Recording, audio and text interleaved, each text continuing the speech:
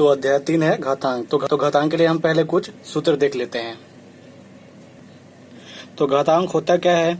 घातांक किसी भी संख्या का, है ना, उसके घात में जो भी अंक लिखा होता है वो उसका घातांक कहलाता है। ठीक है। अब n के जगह में मतलब क्या है? n का मतलब कि नंबर, कोई भी वहां पे संख्या हो सकता है, कोई भी अंक हो सकता है वहां पर। जैसे मान लो, जैसे ये लिखा हुआ है a के घात में n, तो जो a है वो n बार लिखाया जाएगा, मतलब कि a गुणा a गुणा a गुणा ऐसे करके वो a तक कितना n बार जाएगा ना पूरा।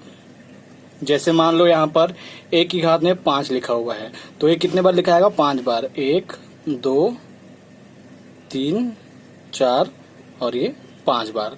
ठीक है। वैसे अगर कोई भी अंक हो उसके हिसाब से वो हमारा सेट होगा। अब देख लेते हैं गुणा के लिए।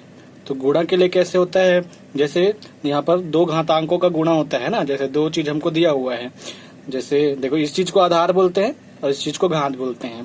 तो जैसे यहाँ पर a m इंटू a का n है, तो ये हमारा क्या हो जाता है? a का m प्लस n। मतलब कि अगर आधार, दोनों का आधार अगर सेम हो, ठीक है, दोनों का आधार अगर सेम हो तो घातें क्या होती है? जुड़ जाती है। ठीक है। मान लो यहाँ पर a लिखा हुआ है और यहाँ पर मान लो 2 लिखा हुआ है, इंटू करके a की घात में लिखा हुआ है 3। तो देखो दोनों का आधार क्या है? सेम है। तो यहाँ पर घातें क्या हो जाएगी? जुड़ जाएगी। तो 2 प्लस 3, तो यहाँ पर क्या हो जाएगा? a की घात में 5 हो जाएगा। इसके बाद होता है भाग। तो भाग में क्या होता है? a की घात में है m भागित a की घात में n। तो देखो गुणा वाले में हमारा प्लस हो रहा था, तो भाग वाले में क्या होगा? माइनस हो जाएगा। तो a m माइनस n। वैसे ही जैसे ही इसमें हुआ था, अगर a की घात में मान लो 3 है और भाग देना है इसको a की घात में 2, तो क्या हो जाएगा?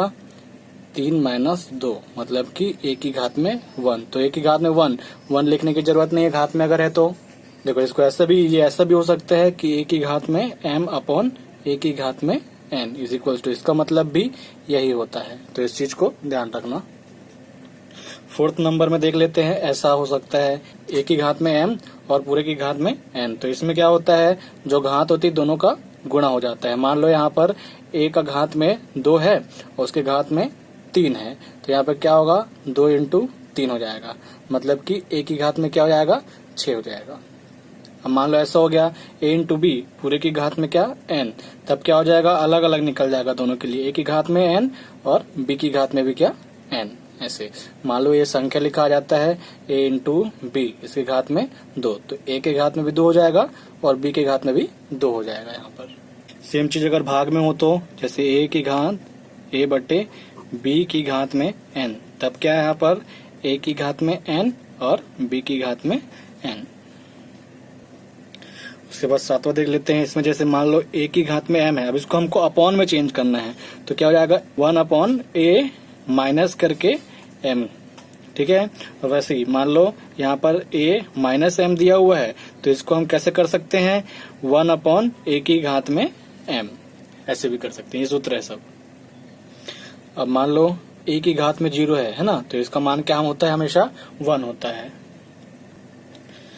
अब मान लो यहाँ पर x की घात में n is equals to a है, तो जैसे इसका घात को हमको चेंज करना है, तो ये क्या हो जाएगा? यहाँ पे 1 अपॉन करके n हो जाएगा। मतलब इसका क्या है? जैसे यहाँ पर इसको क्या अंडर रूट में लेंगे और ये जो नीचे रहेगा बट्टे में, उसको हमको यहाँ पर लेना है। जैसे मान लो x के घात में हमको रहता 2 रहता, ठीक है, तो यहाँ पर a 1 अपॉन ऐसे a की घात में 1/2, और यहाँ पर क्या हो जाता है? अंडर रूट a और करनी, इसको करनी बोलते हैं। ठीक है, इसको क्या बोलते हैं? करनी बोलते हैं। तो करनी में कितना है? वो 2 है। अब देखो मान लो ऐसा होता है, जैसे अंडर रूट a, यहाँ पे करनी n है और बाहर में भी घात उसका n है, तो यहाँ पर ये क्या निकल जाएगा? सिर्फ a निकल जाएगा। और मान लो अगर ऐसा होता है कि a की घात अंडर रूट a और उसका करनी n और अंडर रूट b उसका करनी n, और बाहर में अगर n है तो हमारा सिर्फ क्या निकल जाएगा? a भी बाहर निकल जाएगा। क्यों? क्योंकि देखो दोनों का सेम है, तो यहाँ से इन दोनों से पूरा कैंसिल हो जाएगा। वो n से n, ये वाला और ये वाला भी n पूरा कैंसिल हो जाएगा। उसके बाद मान लो भाग में है वो चीज, जैसे गुणा के लिए हो रहा है वैसे हमारा भाग के लिए भी होगा यहाँ पर। तो यहाँ पर a बट्टे b हो जाएगा। और जैसे मान लो ये ऐसा हुआ है, मान लो अगर n नहीं लगा हुआ है उसमें,